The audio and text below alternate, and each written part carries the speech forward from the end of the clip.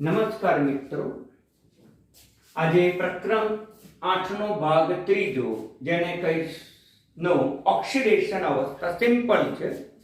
પ્રથમ સંક્રાંતિ શ્રેણી જેને આપણે 3D શ્રેણી તરીકે પણ ઓળખવામાં આવે છે તેની ઇલેક્ટ્રોન રચના મેં સમજાવી. એમાં ક્રોમિયમ અને કોપરની ઇલેક્ટ્રોન રચના તમારે ધ્યાનમાં રાખવાની વિશિષ્ટ છે, જે મેં અગાઉ તમને સમજાવી ચૂક્યો છું.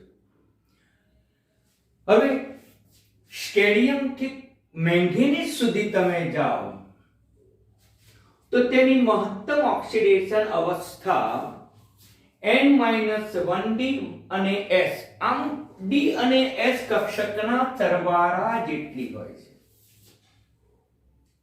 કારણ શું? કે આ તત્વોનો પ્રોટોનની સંખ્યા કેન્દ્રીય ધન વીજભાર ઓછો છે, 22 થી 25 અથવા મારી ભૂલ થઈ 21 થી 25 સુધી છે કેન્દ્રીય ધન વીજભાર. તેથી કેન્દ્રનું બાહ્ય ઇલેક્ટ્રોન પર આકર્ષણ ઓછું હશે, તેથી વધુ દૂર કરી શકાય. માટે સ્કેડિયમના તમામ ઇલેક્ટ્રોન દૂર કરી શકાય. તેથી સ્કેડિયમની મહત્તમ ઓક્સિડેશન અવસ્થા +3 બને છે. ટિટેનિયમ છે, ટિટેનિયમમાં 4s માંથી પણ ઇલેક્ટ્રોન દૂર થઈ શકે, ત્યાર પછી 3d માંથી પણ ક્રમશઃ ઇલેક્ટ્રોન દૂર થઈ શકે, પરંતુ તેની મહત્તમ ઓક્સિડેશન અવસ્થા 4 છે ટિટેનિયમ. વેનેડિયમમાં 4s માંથી 2 ઇલેક્ટ્રોન દૂર થાય, ત્યાર પછી 3d માંથી ક્રમશઃ ઇલેક્ટ્રોન દૂર થાય 1, એટલે s નો 2 આનો 1, એટલે +3 પણ +4 પણ, અને કુલ કેટલા છે તો કે +5. મહત્તમ ઓક્સિડેશન અવસ્થા +5 છે. આમ સ્કેડિયમ થી મેંગેનીઝ સુધીના તત્વોમાં કેન્દ્રીય ધન વીજભાર ઓછો હોવાથી સૌપ્રથમ H કક્ષકના ઇલેક્ટ્રોન દૂર થશે અને ત્યાર પછી 3d માંથી ક્રમશઃ ઇલેક્ટ્રોન દૂર થાય છે. તેથી તેની ઓક્સિડેશન અવસ્થાની સંખ્યા વધારે છે, પરંતુ મહત્તમ ઓક્સિડેશન અવસ્થા જે છે એ બંનેના સરવાળા જેટલી હશે.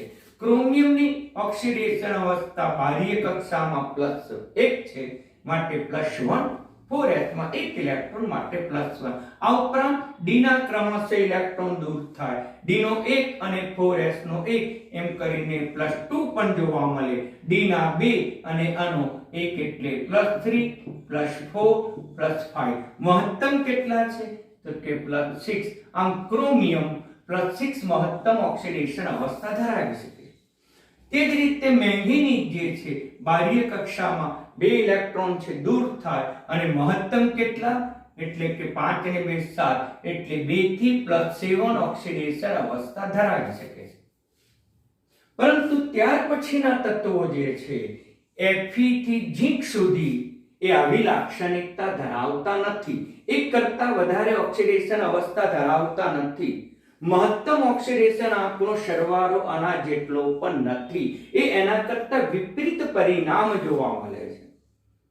કારણ કે કેન્દ્રીય ધન વીજભાર વધી ગયો અને બાહ્ય ઇલેક્ટ્રોન ઉપર કેન્દ્રનું આકર્ષણ પણ વધી ગયું, અને ઇલેક્ટ્રોન દૂર કરવાથી કઈ રચના પ્રાપ્ત થાય છે 5d, જે વધુ સ્થાયી રચના પ્રાપ્ત થાય છે. તેથી આ જે છે એ 2 ઇલેક્ટ્રોન અને આ ઉપરાંત આમાંથી 1 ઇલેક્ટ્રોન દૂર કરે. હવે Fe+3 બનાવો તમે તો કેટલા ઇલેક્ટ્રોન દૂર કરવા પડે? 3. 4s માંથી 2 અને આમાંથી 1, એટલે 3d5 રચના પ્રાપ્ત થઈ. ત્યાર પછી આપણે ઇલેક્ટ્રોન દૂર કરી શકતા નથી મિત્રો. માટે Fe ની 2 ઓક્સિડેશન અવસ્થા જોવા મળે છે, +2 અને +3. ત્યાર પછી વધારે ઓક્સિડેશન અવસ્થા આપણને જોવા મળતી નથી. એકમાત્ર મેંગેનીઝ છે જેની મહત્તમ ઓક્સિડેશન અવસ્થાની સંખ્યા જોવા મળે +2 થી શરૂ કરીને +7. હવે કોબાલ્ટ લઈએ તો કોબાલ્ટની ઓક્સિડેશન અવસ્થા +2 છે અને +3 છે. નિકલની ઓન્લી +2 છે. કોપરની બાહ્ય કક્ષામાં 1 ઇલેક્ટ્રોન અને +2 પણ જોવા મળે, અને ઝીંકની ઓન્લી +2 છે મિત્રો. તો આમ મેંગેનીઝ પછીના તત્વોની ઓક્સિડેશન અવસ્થાની સંખ્યામાં ઓછો ઓછા પ્રમાણમાં જોવા મળે છે. યાદ રાખજો મિત્રો, એટલે એમસીક્યુ માટે જ તમે યાદ રાખશો તો પણ ચાલશે. હવે અગત્યનું છે કે આપણે 16મો સમૂહ લઈએ. 16મો સમૂહ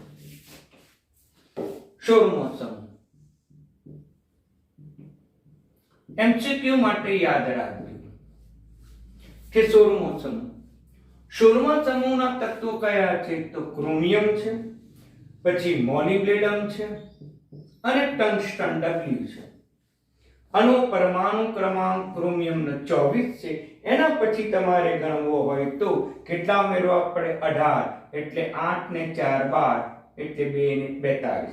હવે પછી તમારે ઉમેરવો હોય તો કેટલા ઉમેરવા પડે? તો 32 ઉમેરવા પડે. સોરી, એ પણ તમારે એનો પરમાણુ ક્રમાંક છે 74.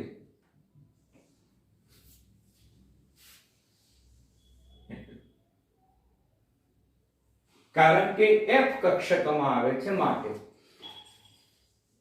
ક્રોમિયમ 24, મોલિબ્ડેનમ 42 અને ટંગસ્ટન 74 છે મિત્રો.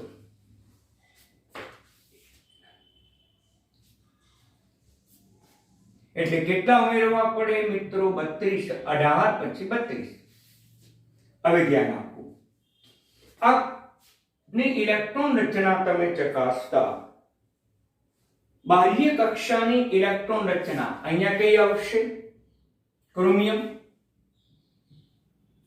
3d5 4s1, આ 4d5 5s1, આ 6d5, સોરી મારી ભૂલ થઈ.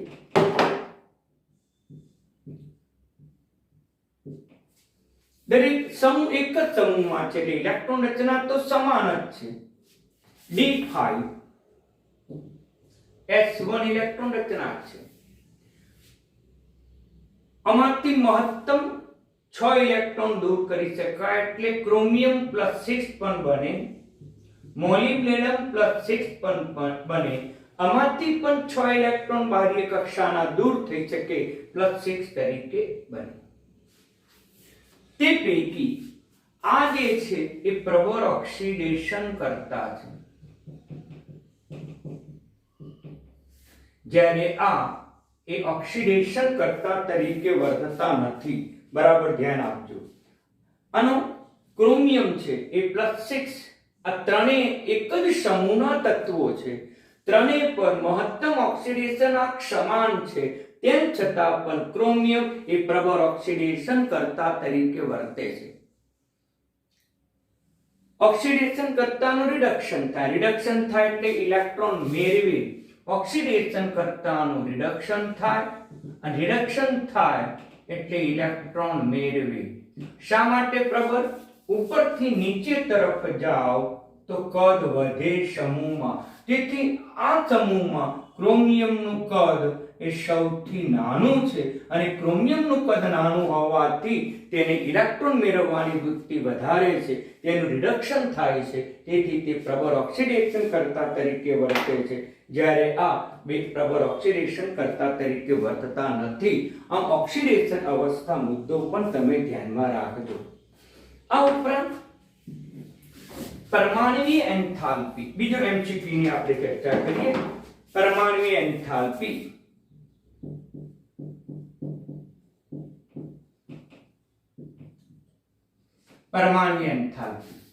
પરમાણુ એન્થાલ્પી એટલે ડેલ્ટા H ઓફ A. આ રીતે લખવાની પ્રથા છે, એની સિમ્બોલ છે. જેવી રીતે આયનીકરણ એન્થાલ્પી માટે આપણે ડેલ્ટા HI લખીએ છીએ, તે જ રીતે પરમાણુ એન્થાલ્પી માટે લખવાની. પરમાણુ એન્થાલ્પી એટલે શું? તો ઘન સ્ફટિક છે, ઘન સ્ફટિકના વાયુ સ્વરૂપમાં, ઘન સ્ફટિકના વાયુ સ્વરૂપમાંથી તેના પરમાણુ દૂર કરવા માટે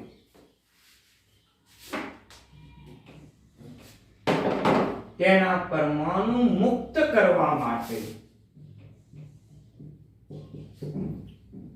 જરૂરી એન્થાલ્પી यानी कि जरूरी ऊर्जा।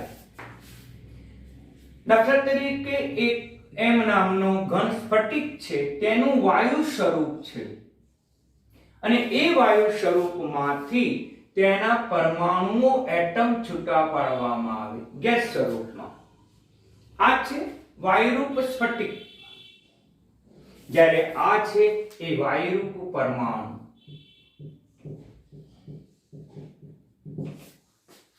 આમ સ્ફટિકમાંથી વાયુ સ્વરૂપ પ્રાપ્ત કર્યા પછી એમાંથી પરમાણુઓ મુક્ત થાય છે અને એ પરમાણુ મુક્ત થવા માટે ઊર્જા આપવી પડે અને એ ઊર્જાને આપણે પરમાણુય એન્થાલ્પી તરીકે ઓળખીએ છીએ। આમાં ઊર્જા આપવી પડે છે એટલે અણુમૂલ્ય ઉષ્મા શોષક છે, જેને આપણે પ્લસ વેલ્યુ તરીકે ઓળખીશું। 11 સાયન્સમાં વ્યાખ્યા હતી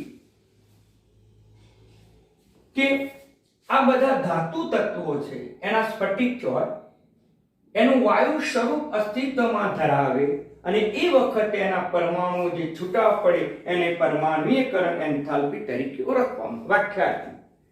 હવે ડી જૂથના તત્વોની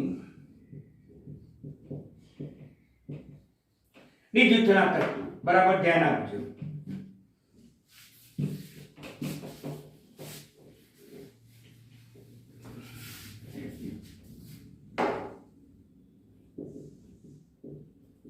डी जूथना तत्वोनी परमाणुीय एंथाल्पी વધુ છે।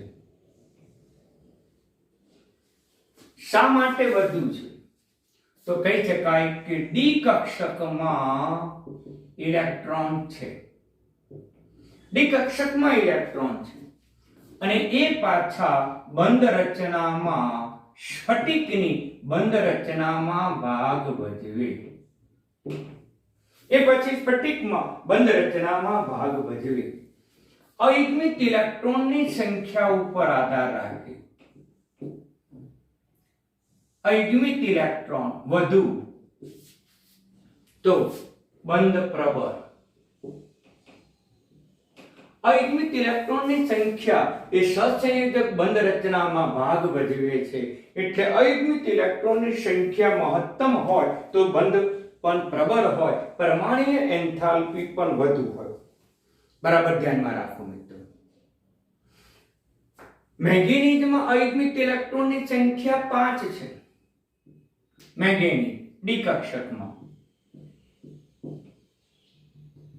1 2 3 4 અને 5 3d5 માટે તેમાં અયુગ્મિત ઇલેક્ટ્રોનની સંખ્યા મહત્તમ હોવાથી બંધ રચનામાં પ્રબળ બંધ બને માટે તેની ડેલ્ટા HI વધુ છે।